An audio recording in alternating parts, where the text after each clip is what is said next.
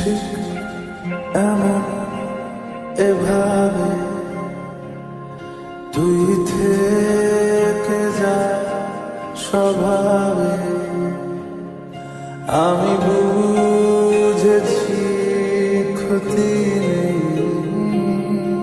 আর তুই ছাড়া গতি নেই। ছুঁয়ে দে আমার ফুটে যাবে ফুল ভিজে যাবে